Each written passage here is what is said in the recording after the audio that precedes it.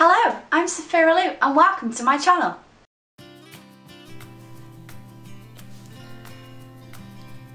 Hello guys and welcome to this month's challenge video. This month the challenge was actually chosen by you guys up on Instagram and it was the free watercolour challenge. Whole idea with the free watercolour challenge is you get your pans or you get your tubes, you mix them all up and choose 3 random colours, and with those 3 random colours you must paint a picture. Now, looking up on the rules, it doesn't say that you have to have the lines done before or have the lines done after or anything like that. Essentially, I picked 3 watercolour pans from my Winsor & Newton common set completely randomly, and I finished lining it with polychromos and just whited out some little areas with Unipin ball like white gel pen. The full list of equipment that I've used, I'll leave all like the equipment I've used down below so you can completely check that out in case you've missed anything that I've said. So I have roughly around about 55 of these pans. It's a mixture of the professional range and the student grade range. I'm still a novice when it comes to watercolours. I've only been using watercolours really properly since I started doing this channel.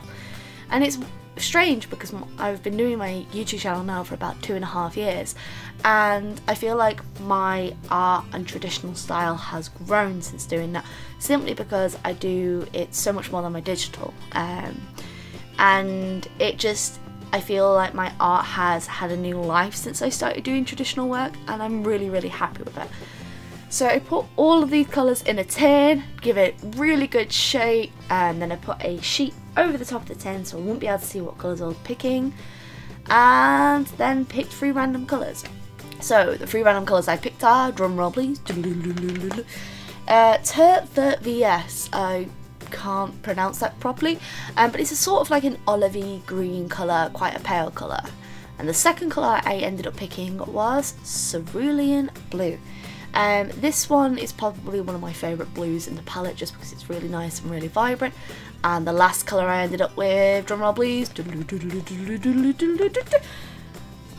Yellow Lemon Hue, or Lemon Yellow Hue actually.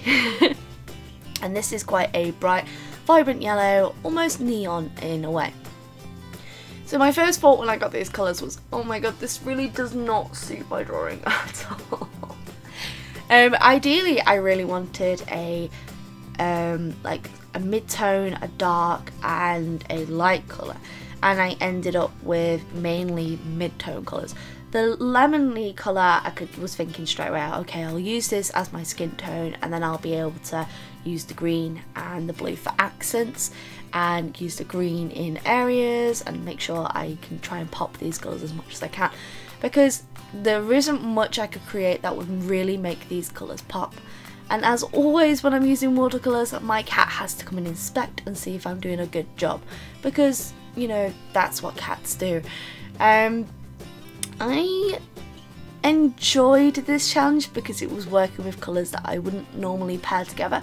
If I had a yellow and a blue to offset against that, I would probably use a purple, just for my shading area, just so it would complement both the yellow and the blue.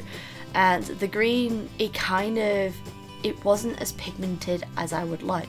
So in the end, you can mix colours together, because with the watercolour challenge, it's a little bit more lenient than the marker challenge.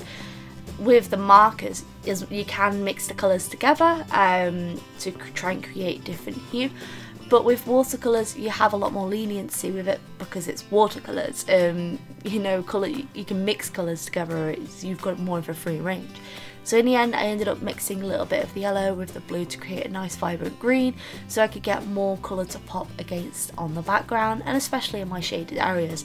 I just felt that the olive colour wasn't helping to make the colours pop a little bit more, so I tried to do the best that I could in this situation.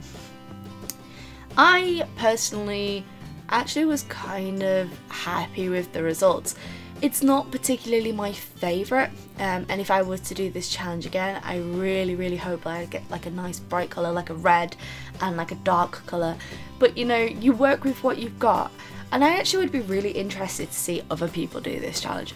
It has been a challenge that has popped up in the past on YouTube before, but it's not as popular as the marker challenges, which I think is an absolute shame, because these are definitely a lot of fun to do. It kind of pushes your boundaries and forces you to experiment in a different way. I definitely did enjoy this, and I would love to do this challenge again. I have actually filmed a free marker challenge video, which is a redo of one of my first ever videos up on this channel.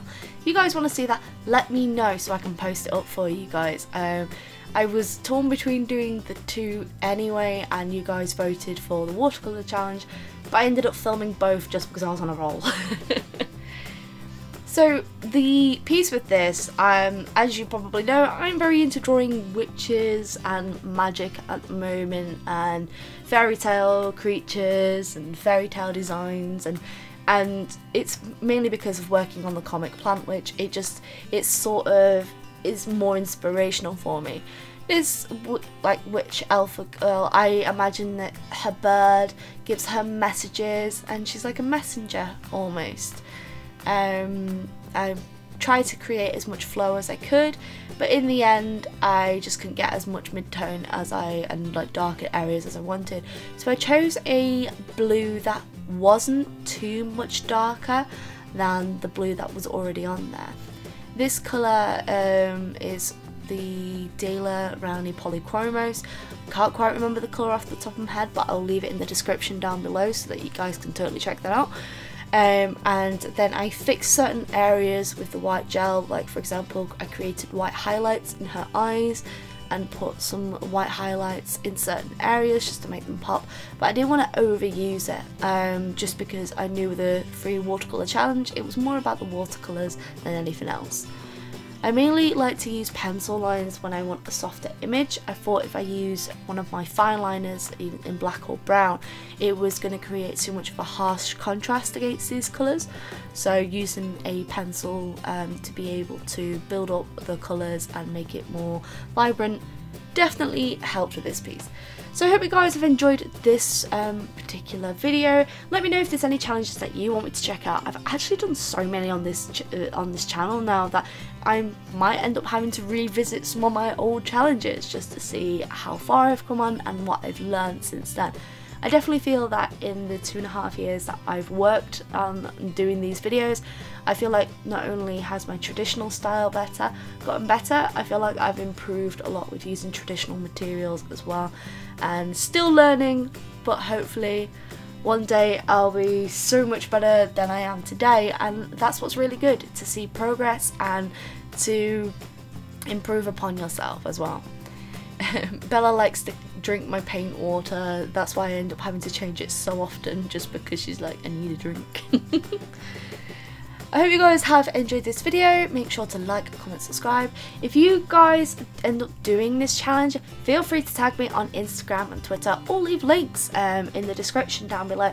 I'm really interested and really inspired by what you guys end up producing with the same challenges or the same ideas. And if you guys want to try doing a piece with the same colours, I'd be really interested in seeing what you do. Kind of thought it was very springy colours, and I'd love to see what you guys create with the same palette. Hope you guys have enjoyed this video, and as always folks, stay creative.